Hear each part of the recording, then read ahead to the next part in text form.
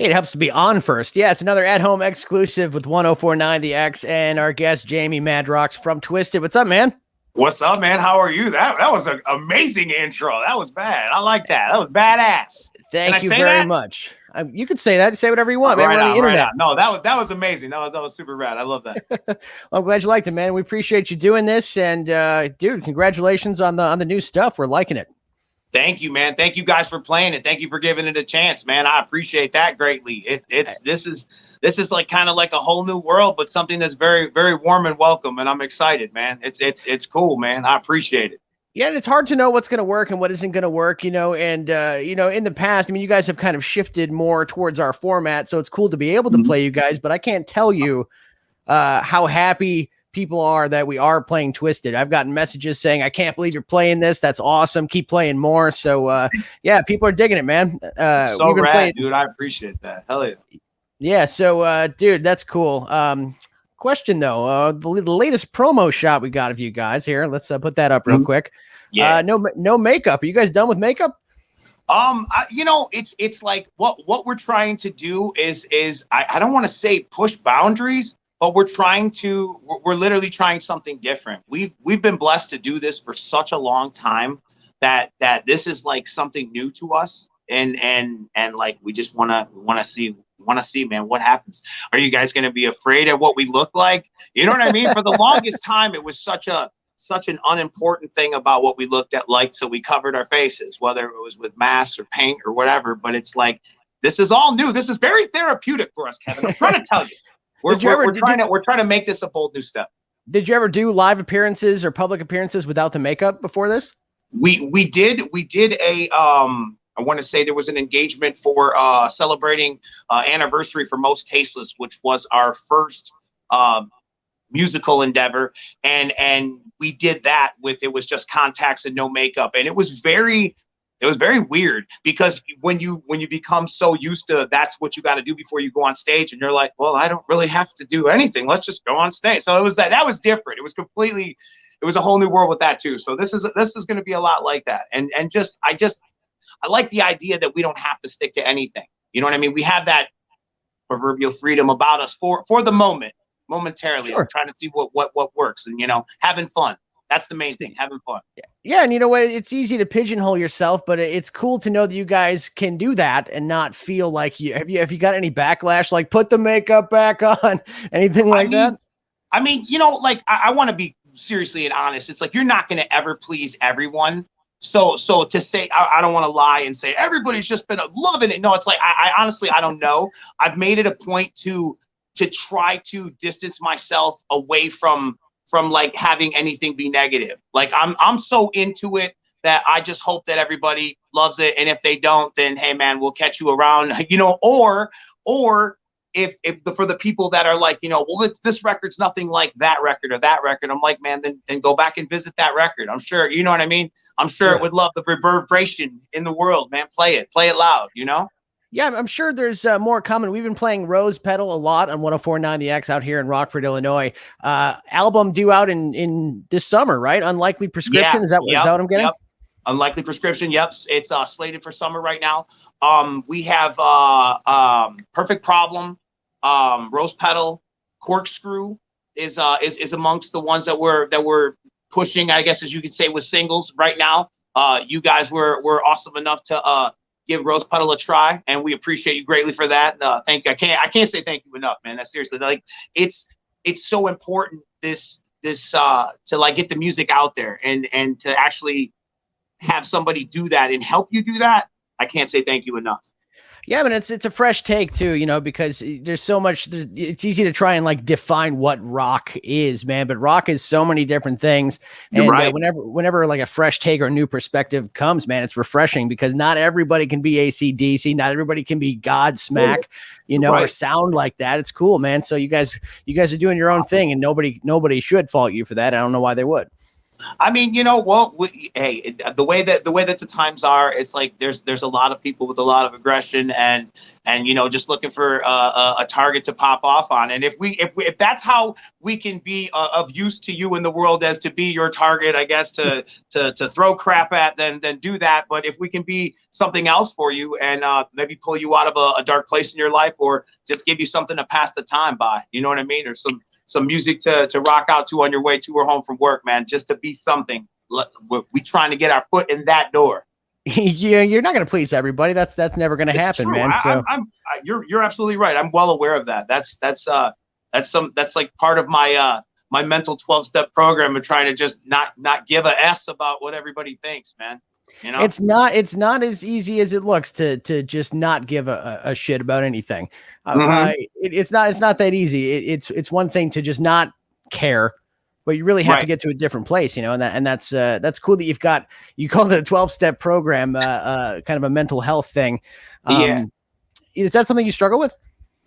I think we all do. I think it's been more heightened recently with the whole the pandemic and people being like trapped in their homes and that kind of thing.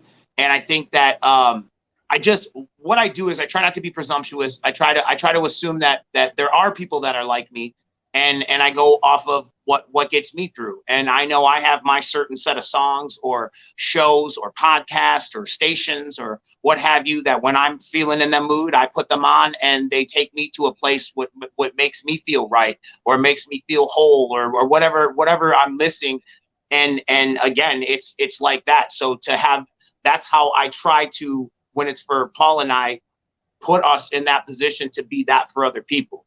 And when you hear that it actually is working, it's kind of like, yeah, right on. You know what I mean? It's a feeling of like, okay, I'm trying to figure out what it's not necessarily satisfaction, but it's like it's you feel like accomplished. I think that's the word, accomplished. That it was not all for naught. There you go. Right. And you feel like you have connected with another human being through what you do. And it's a good feeling. And speaking of that, we got Kevin, listener, shout out to Twiztid. They got me through a lot in life. You see that? You are giving it right back.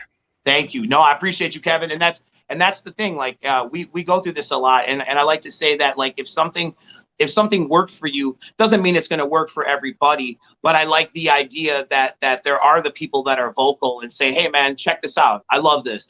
When I was in a dark place, this really got me through. It's season 1 and 2 of Breaking Bad. Just watch it. Don't talk to anybody. Just watch it thoroughly. And you're like, thanks, bro. Never thought I would like it. Here I'm season 4 and I'm just invested. It's those little things. That's all. Yeah, man. And it's cool to be able to connect with whatever you do. And you guys, at least you or yourself are you got your hands on a lot of creative projects. I've noticed, I read something you guys have a comic book. Is that right? You guys are comic book characters.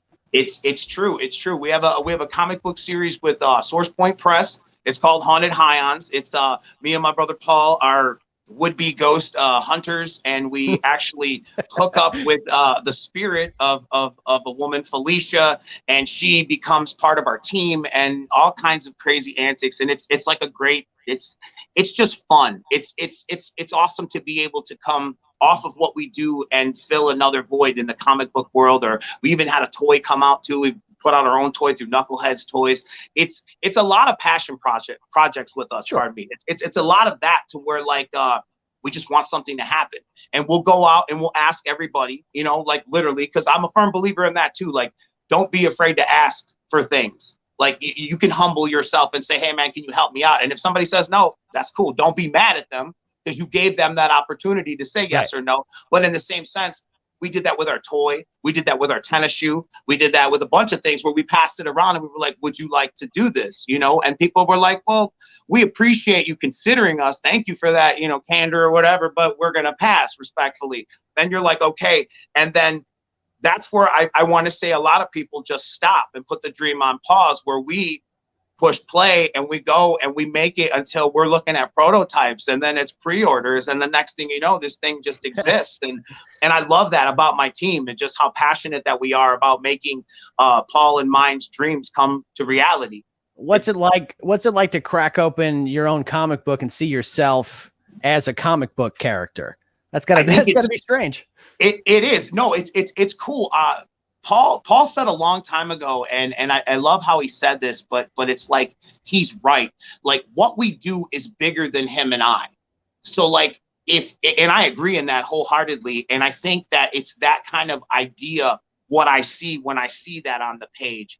I see a timeless character that will always provide that, you know what I mean? Like Shaggy and Scooby or Batman and Robin, you know what I mean? Like a character that if you choose for them to age in your storyline, they could. Benjamin Button style of The World Is Yours, you know what I mean? Like, but the idea of that, I love that. I love that it's cutting a niche and making these characters and fleshing out this universe where we're able to bring other people on our label into the comic book. And it's just awesome. You know, we got our drummer, Sean Draven in there, you know what I mean? Blaze Your Dead Homie. So it's cool to be able to be like, I hope you guys aren't mad, but we wrote you into the last page or you know, like, and they're just like, wait, what? I'm in a comic book? Like, yeah, it's I promise you, it's gonna be great. It's fun though. I love that. And most of the time it's a good deal, man. It's fun. It's the whole creative process, just being a part of that. And I love seeing how things work. So I read an article back in October. I think it was you guys. Were you guys working on an animated series? Yeah, we are trying to. We hooked up with Ken Levin. He is a producer that has his hands in a few, I guess, respected shows. The Boys. That's an amazing show. Yeah, like there's a few more. Forgive me, I don't know him off the top of my head, but he's a great dude. He's a total sweetheart. He came to our show. We met him at a Comic-Con, and he was like, "You have a show later on tonight?" And I'm like, "Yeah." And I'm like, "You're more than welcome to come. Bring whoever you want." And I never thought he would show. Lo and behold, he shows. He stays the whole show, hangs out afterwards. We're talking comic books for like 3 hours after the show. We ended up being late for the show the next day, but it was so awesome and such a great time to like be able to chop it up on that level. And I was blown away by how many actual books that as a publisher he played a part in that my father collected. So it was just like a super whirlwind of like, this is too awesome to be coincidental. And he signed on, or we signed on with him. We signed on together, however you want to say it, to try to seed this Haunted Highlands venture into some sort of an animated format, be it a Netflix original or something. I mean, there's so much meat and potatoes there. I promise it's going to be awesome. All right. So if there was a Haunted Highlands crossover with any other comic book franchise, which one would you want to be a part of? I don't even know if it would be a comic book franchise, because I'm going to go completely off. That was Supernatural. I could see Monoxide and Jamie Madrox and Sam and Dean and the Batmobile and the Beauty and I could just see that. Carry on my way. What? Get it. You know? There you go. But yeah, man. Too good. That's cool. Yeah. You know, it's cool. Yeah. I have these 3 Walking Dead compendium comics. Okay, man. right on. It's like my favorite comic book possession, man. I love those things. You guys have a collection of all your comic books in one? I have for the Haunted Highlands, yeah. There's a trade paperback, and it collects the one shot and then the other 4 or 5 issues all together, and then there's some extra trying to think of the fancy word that they call it, but essentially it's extra stories fleshed out as an incentive for the actual trade paperback. But man, it's crazy. It's crazy seeing these things and then like having people be like, "Oh, those issues are sold out now and they're out of print." And you're like, "Wait, what?" Then as we go into the new arc, which is coming out, and I want to say I had it written to August. I think it's August. But the Curse of the Green Book, which is the new arc that we're starting again with issue 1. That'll be out in August in comic book stores. So if you're into comics and you want to give it a try, definitely ask at your local comic book shop. That's cool, man. I can't imagine being into comics and not wanting to check it out. You know, that's cool. That's awesome, man. Seriously, we'll send you. I'll send you whatever we have downstairs. I'll send it to you, man. That'd be great. Hell yeah. So what comics do you have? You got a collection? I do. I love comics, man. That's in my DNA since I was a child. But I have some stuff like I've started going back and collecting. Like I collected religiously, and then like I gave it all up, and I started again. So like I was running around with a lot of sob stories about what I had and I should have held on to, you know, all that crap. Oh yeah. But yeah, no, I started going back and like just picking things that I thought were good, good potential investments. Like, for example, like the first appearance of Deadpool. I want to say it's New Mutants 98. Wow. Having one, like with all of the talk and the issue 3 coming out, and now there's this whole big deal about Marvel getting the mutants now, and all the X-Men books and your Wolverines and all that stuff is just literally heating up in value. And it's just, I love it, man. That's like, everybody has their thing. That's, I have a lot of things, and comic books are one of them. Sports cards are one of them. I like Funko Pops. I'm very passionate about a lot of things that keep me occupied, I suppose. Yeah, you know what? Where I come from, we call that a nerd, and I'm proud to wear that. I'm proud to wear that badge myself, man. Me too, sir. I am all about nerdy community. Yes, I have a dream of one day owning a copy of the original run of Creep Show, the original Stephen King Creep Show. I would love to get my hands on that. I've looked on Amazon. You can't find that anywhere. You really can't. I have a buddy on Instagram that collects pre-code horror books, and like there's like a community of people that love those. It's before they put in the like all of what you can and can't do in a book, and there's some crazy covers and heads chopped off, and you oh man, I don't even know what we're talking, like what, the 40s and 50s and some of these. Oh, yeah. I mean, these are insane. So yeah, no, I agree with you. That would be that would probably be a very hefty price tag to obtain those, but well worth its weight in gold to have them. Oh, for sure. That's one of my favorite movies. It's in Stephen King's one of my favorite writers. Movie, man. I love it. Yeah. It's a lot of fun, you know. One or two, which you like better, one or two? Well, I like one, two. I don't mind, but if I was to throw one away, I would throw two away and just keep one. Fair. I like two. I like the guy that keeps coming back after getting killed. Thanks for the ride, lady. That's terrifying. As kids, man, that scarred us. Like that was terrifying. And the muck or whatever it is in the pool. Or the water, the raft, yeah, the raft. There you go. Oh my gosh, man! Like teenagers trying to bang on a raft. This giant tar monster comes up and swallows them whole. It's terrifying. And again, sometimes less is more, and that's one of those times where it's so very effective. I love it. It's such a good story. So you guys, anything you look up about Twiztid will say that you are a horrorcore group. Do you agree with that moniker? Is that fair to say? I guess you could say it's fair to say if you're judging us on the sum of our catalog, a lot of it is very horror based. For decades, we had Jason and Michael Myers with us on stage as live, props and rocking out with us, and like so yeah, I would say that that's a fair assessment. You could say that. You could say that. Okay, sure. I mean, I guess that's fair. Yeah. All right, Kevin. We have a good amount of catalog that is based in a horror realm, if you will, and a lot of it is really good. Like one of our records, Wicked, like that is like an entire horror movie on wax. Like that's listening to that in headphones, in good headphones, like where you find yourself jumping and making sure the doors are locked, and it's like it's good. Google it. You'll enjoy that's good. I mean, that's good production, man. If you can, plant Easter eggs that you need headphones to notice, man, that's great production. I'm saying, no, yeah, it's all about the foliage, and in those cases where we were putting the stuff together, it was really like trying to paint that audio landscape to set up everything. So yeah, man, we go hard with it, man. We love what we do. Hell yeah. There are already far too many Kevins in this room, but I'm going to let another one in here. What about the series Creep Show on Shudder and AMC TV? Have you seen that? I have. I want to hear your opinion first. I have not seen it yet. I do have an opinion about them. I love the fact that they're bringing it back.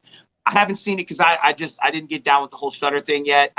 Everything is to its own platform, and it's getting to the point where you can't. You're either going to have them all, or you're going to have none, or. Right.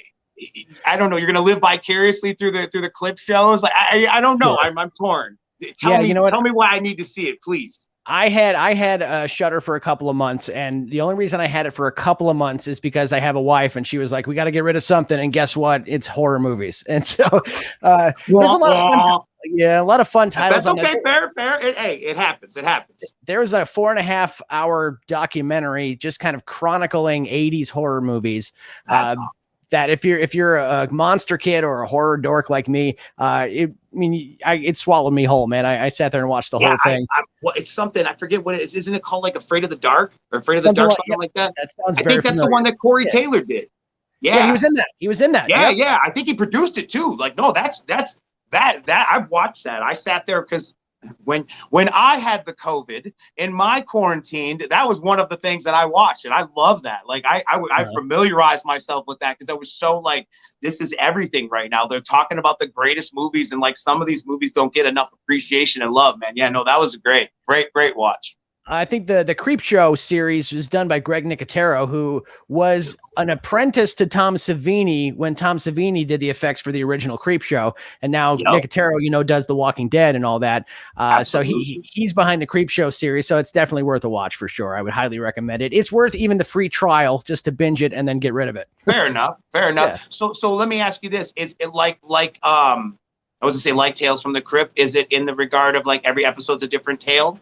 Or do they keep okay? Because I wasn't sure, because like in Creepshow, it seems like they would divide their time up into 4 quarters and give you 4 stories per. You know what I mean? Where Tales from the Crypt was, this is one whole installment, and then so it's a half hour. It's a half-hour episode, and then you go to another story for the next episode. Yeah, and I think they stick with the kind of comic book theme where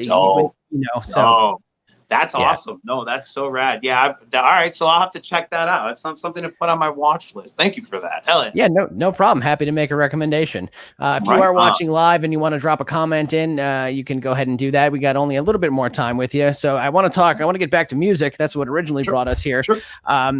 When was the last time you got to do a show in front of a crowd? Wow. Man, I don't know. You know what? I would have to say, if my memory serves me correct, it probably would have been during our Astronomicon. We performed one of those nights. I want to say that might have been one of the last times, if my memory serves me correct, because as far back as I remember, it's hard to remember before the pandemic. It's like a completely wiped of normalcy. No, man, I don't know. I want to say that was it, but it was a while ago, because there's a lot of things that we didn't get to do after that. Is usually on the heels of that, like we usually do a Twistmas party every year, and it's like a free deal. You got to bring canned food or $1 or something like that to get in. And we didn't do that. It was just like a domino effect of everything we didn't do. So I guess that would be my unintelligent way of trying to timestamp it for you. It'll probably take more time than it should be worth, but yeah, hell yeah. I miss it. I miss it. You must. Yeah. I mean, that's what I really do. I do. If that's what you do, you're going to miss it for sure. And, you got to go in at least in studio in some form and create some new stuff for us, though. Yeah, no, absolutely. And we have been trying to be progressive to try to fill, and we understand that it's something instead of nothing, but we've been trying to do the digital events like the streams and the live concerts and stuff like that to try to give people something. Options rule, right. and nothing just sucks, quite frankly. So I'm like, you get this or nothing, and it's better. So we've been trying to be progressive about getting with the times and trying to make things so that the content is there for people, because we know you want new stuff to watch, you want new stuff to listen to, and you know what I mean? Well, I'm going to say go ahead and get ready, because as soon as concerts are possible again, man, there's going to be a ton of demand. So I imagine you and everybody like you is going to get very busy very fast. I hope so. It's like we want to see and make sure that it's done in the proper way. You know what I mean? It's like that was our biggest deal with a lot of stuff. Like, we just want everything to be done right. Even with our convention, we're listening to the rules and regulations where you can only have so many people in a room at a time, and you're like doing the mathematical, and you're minusing the vendors or the talent and how many people can actively be walking around. And it's like, it's a new world, man. You just rolling with the punches. So yeah, man, I can't wait to get back out there. I hope that it's still going to feel the same when everybody's distanced in there. I don't know what to expect, man. I will take what I can get, Kevin. I will take. Yeah, man. I think the adrenaline of being back on stage will be enough to make it feel worth it, at least. Worth the effort, worth the time. Yeah, worth the money of getting the crew together, the road crew, all that stuff, man. It's going to be great. Man. Yeah, absolutely. And are going to be happy to have you out here at the Apollo Theater in Belvedere in some capacity. At some point, we would love that. And yeah, we miss you guys. We miss concerts, and we'll take. I miss them equally with you. We can all be in that basket together. I miss them just as much as you and everyone else. And I just, like I said, I props to everybody out there who is actively trying to create content for people to ingest, like what you're watching right now. Like, seriously. Hey man, we're happy to have you. For sure. Appreciate that. And real quick, before we go, when concerts do come back, what's the first concert you can't wait to go to?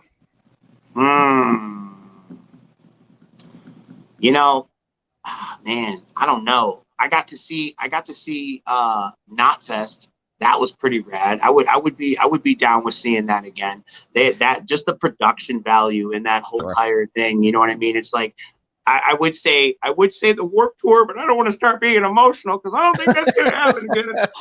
But yeah. I hope it does. I really do, because that's something that taught us.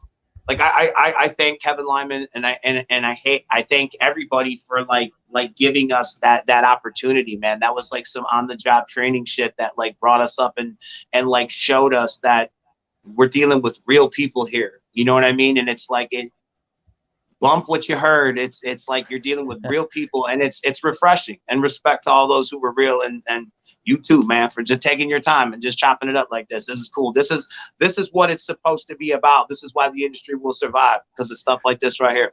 For sure. Plug time, man. Tell us where we can find you online. You can find us at Official Twiztid on Instagram. That's the same for Facebook. Tweet me so hard on Twitter. Yeah, man. It's the greatest Twitter handle in the universe. Tweet me so hard. I like that. Hell yeah. It's a good time. But Facebook, I would say for all of like up-to-date stuff, I would say Facebook is probably the number one hub for all of that goodness. Awesome. Well, thank you for joining us. Thank you for watching another at-home exclusive, whether you watched it live or in the replay at thexrockford.com. Jamie Madrox of Twiztid, thank you so much.